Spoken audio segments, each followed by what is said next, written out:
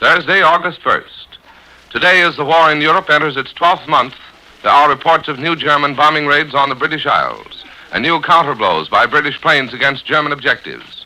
Since midnight, warships of the British Navy have patrolled the Atlantic Ocean in the new extension of their blockade from the Arctic to North Africa. Now for the news direct from London and Berlin. Afterwards, more news by Linton Wells in New York. First, the report from the British capital by Larry LeSueur. This is London. It was stated authoritatively in London today that 6 of the British subjects arrested in Japan have now been released. It is understood that this leaves 7 still under arrest. The Royal Air Force had a busy night, attempting to intercept the few German raiders which crossed the British coast between midnight and dawn. This is what the official communique says. Enemy aircraft dropped bombs at a few points in the neighborhood of the Thames estuary and the Bristol Channel last night. Some of the houses were slightly damaged. No casualties have been reported. During an engagement early in the evening, the RAF shot down a German fighter, but lost 2 of their own pursuit planes.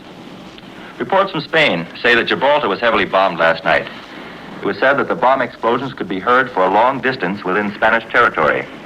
Another Spanish report states that a British battle squadron sailed out of Gibraltar Harbor yesterday. The announcer said that the battle squadron consisted of 5 submarines, 4 destroyers, an aircraft carrier, and 3 big battle cruisers. It appeared to head for the Mediterranean. The British Admiralty announced this morning that the British destroyer Delight has been sunk as a result of enemy bombing. The loss of life is said to be small. Sir Alan Brooke, the new Commander-in-Chief of the British Army, is said to have almost completely recast the ideas for defending this island. He believes attack is the best defense. When I was in France, it was easy to see that the idea of fighting from behind a concrete wall, like the Maginot Line, had bred a spirit of inertia among the French soldiers. With this in mind, Britain's new Commander-in-Chief is expected to order many of the concrete barriers which have been thrown across British highways to be taken down. When I made a tour of the island defenses a few weeks ago, I was impressed by the number of large pointed concrete blocks which had been erected in such a short time. They resembled a huge concrete tooth, and the troops had nicknamed them Dragon's Teeth. Now, in the Northern Command of England, military orders have been given to remove all the double lines of these roadblocks. Single blocks are to be retained. These blocks are spaced to allow automobiles to pass, but are too narrow to allow tanks through. If an invasion were attempted, I was told that even the narrow space between the blocks would be filled in. If this great number of roadblocks is to be cut back from the road, as I am told they are, it is an indication that the defenses on the coast of Britain have now been improved tremendously. So if Germany tries to land troops and tanks, a war of fast movement will begin. The roadblocks, which would interfere with the passage of British troops too, will be out of the way now. It appears that while British troops were being trained and before the large supporting troops from the Empire had been landed, a defense of this island was based on a system of road-by-road barricades. But the invasion did not come, and now the British Army is disposed over every strategical area, we are told. In its mobility lies its greatest strength, thinks the new Commander-in-Chief. This war differs from others in the opportunity it offers for bravery by civilians. Since the old idea of a war of fronts had to be abandoned because of the bombing plane, with only the blue sky marking the limits to which the front could extend, thousands of civilians have found themselves on the battle line. England has recognized the acts of bravery performed by its civilians by frequent awards of the Order of the British Empire. An 18-year-old volunteer air raid warden got one this week for his bravery in saving people imprisoned in the ruins of a bombed house. Britain is worried over the possible effects of a restricted diet on its population if this becomes a war of starvation. Therefore, production on a vast scale of synthetic vitamin C will begin at a newly erected factory. These tablets will be stored in various parts of the country and may be issued to the population as a substitute for green vegetables and fresh fruit if a shortage of such things becomes acute over here. With the greatest battles of this war now going on far from England, reports from Africa tell of the British siege of the Italian garrisons on the Abyssinian-Sudan frontier. The Italians, with large reinforcements, captured these outposts just before the rainy season began. They believe they can hold them until mid-September, when they are prepared to make large-scale advances into British Africa. The British believe they can starve them out before this, and every day a determined British sniping effort goes on from the wastelands outside the villages. Meantime, the Italian Air Force is attempting to feed the beleaguered garrison by parachuting down supplies from the air. Now the news from the German capital, reported by William Shirer. Berlin. No less authoritative neutral sources than Secretary of State Hull and Secretary of War Stimson are cited today by the German radio to back up Germany's argument that the British haven't a chance to win the coming showdown with the right. No one here accuses members of the present American government with being unduly prejudiced in favor of Germany, hence the weight which their opinions carry among the people here. The German radio first takes up the speech of Mr. Hull in Havana, in which he advised his fellow American delegates that they must all reckon after the war with European markets which would be dominated by authoritarian regimes. The German radio jumps on that remark and concludes, "This shows that in the United States they count on a defeat of Britain." According to the German radio, Secretary of War Stimson, speaking before a congressional committee, also held out no hope for Britain. The German radio quotes him as saying, quote, "Britain will be overpowered in a short time and the British fleet will pass under enemy control," unquote. This remark of the American Secretary of War, comments the local radio, is a new sign that in the United States they hold that England hasn't a chance now. Announcement by Great Britain that henceforth it will blockade the entire continent is scoffed at in Berlin, at least by the editorial writers. They doubt that Britain has the Navy for the job. They think there will be plenty of holes in that blockade. Welcome also in Berlin are dispatches from Washington saying that President Roosevelt insists that American vessels keep the last bridge to Europe open by maintaining their voyages to Portugal and Spain. Now that the German army is on the Spanish border, that gives Germany an outlet to Spain and therefore indirectly to America. Incidentally, now that Germany has an air service with Spain, we're getting our Clipper mail from home regularly and very fast. Yesterday, we received American newspapers and magazines for the first 3 weeks of July, but we haven't received any for June yet. Well, if the continent is being blockaded, say the German newspapers this morning, it isn't a one-way business. So is Great Britain being blockaded. And they point to figures released by the High Command yesterday, which declared that 1,270,000 tons of British shipping had been sent to the bottom since June 25th. They also point to the damage done to British ports and the fact that, according to American dispatches, the Port of London, greatest in the world, has been closed. Of course, no one here denies that the British blockade is making itself felt in certain ways. For one thing, in the shortage of fodder, especially in such occupied countries as Holland and Denmark. My remarks last night about the necessity of reducing poultry and livestock in Holland because of the shortage of fodder seem to have achieved some publicity, among other places in Britain.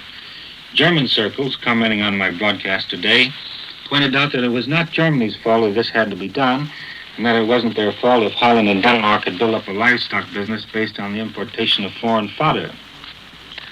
The point the Germans make is that the shortage of fodder is due to the British blockade, not to any German measures. They remind us also that since Holland and Denmark have lost their principal market, which was Britain, it is natural that there should be a surplus of livestock and poultry in these occupied countries. Incidentally, I'm told that some of the Danish livestock, instead of being slaughtered, is being sent to Poland, where it's a welcome addition to the much poorer Polish breed of livestock. The Supreme Council of the Soviet meets today in Moscow to deliberate on the request of the Baltic states for incorporation into the Soviet Union. There seem to be no doubts as to the Soviet decision. Already today, the German radio reports that all Lithuanian ships at sea have been ordered to report to Russian ports. The 3 children of King Leopold were brought back to him yesterday from Portugal in a German Lufthansa airplane. Reich Marshal Goering made the arrangements. The children were driven from the airport in Brussels to the palace assigned to the king. This is William L. Shirer in Berlin, returning now to Columbia, New York. This is New York, and here in our New York studios is Wenton Wells to give you more news and his analysis of developments. Mr. Wells. Virginio Gaeta, the Italian editorialist, and Dr. Ley, the Nazi Labor Front leader, have suddenly come out with statements which hinted further delay in the long-expected Nazi-fascist attempt to subjugate Britain through invasion and aerial blitzkriegs. But there is a disposition in British-American quarters to the belief that a concentrated attack on the British Isles will be launched at midnight, August 4th, for which, as Larry Lasser reminded us from London this morning, Britain is well prepared, although Germany doesn't think so, as Bill Shire told us from Berlin. Midnight, August 4th, will be the 26th anniversary of England's previous declaration of war against Germany, following the invasion of Belgium by Kaiser Wilhelm's forces.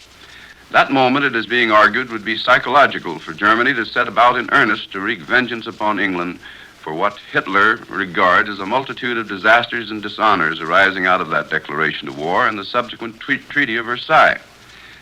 So determined is Hitler to destroy all possible reminders of the former German defeat, the German laborers are now said to have eliminated completely all trace of the spot in the Compiègne forest where the World War armistice was signed, and Hitler forced the capitulation of France last June. The railway dining car in which both armistices were signed has been removed to Berlin, but all marks indicating its position have been destroyed. It is understood that the Germans will plant a thick forest in the area in the hope of hiding the spot forever. That is reminiscent of the deathbed orders of that world's greatest conqueror, Genghis Khan. History records that after Genghis Khan's followers buried his body, they planted a forest so extensive and so thick that the burial place has not been located to this day. In southeastern Europe, the situation has grown relatively quieter. Romania has obeyed Hitler's command for a Pax Balkana and opened negotiations with Bulgaria for a settlement of Bulgar claims for restoration of the Dobruja and an exchange of populations. Similar negotiations are expected to be started with Hungary regarding the transfer of Transylvania. There is increasing Romania opposition to the Transylvania settlement, and the Gigurtu cabinet is expected to resign. But there seems to be little reason to doubt that agreement satisfactory to Hitler will be reached. In the meantime, Russia is keeping a watchful eye on proceedings, and observers are beginning to speculate about Turkey adopting a more favorable attitude toward the Axis powers, which would certainly weaken Britain's position further in the eastern Mediterranean. Reports are current that Hitler and Mussolini are promising Turkey a chunk of Greece and other concessions in return for at least a little more sympathy and cooperation as starters. Well, the long-discussed new foreign policy of Japan was announced today, and it bodes little good for any Occidental power except Germany and Italy. Japanese Foreign Minister Matsuoka's formal statement said bluntly that Japan intends to clean house internally and form a sort of fascist government and to create a new order in a greater East Asia with Japan, China, and Manchukuo as the central link. Moreover, he said that Nippon is resolved to surmount all obstacles, material and spiritual, which might lie in her path. In other words, try and stop us. This declaration followed close on the heels of another of the Japanese Navy spokesman who turned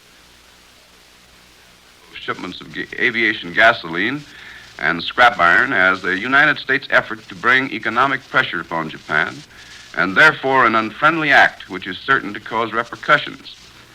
While the Japanese foreign minister did not go into detail regarding future Nipponese action, his statement said that Japan's first move will be directed toward a settlement of the China War, and thereafter constructive and flexible measures will be taken to deal with drastic changes in the international situation.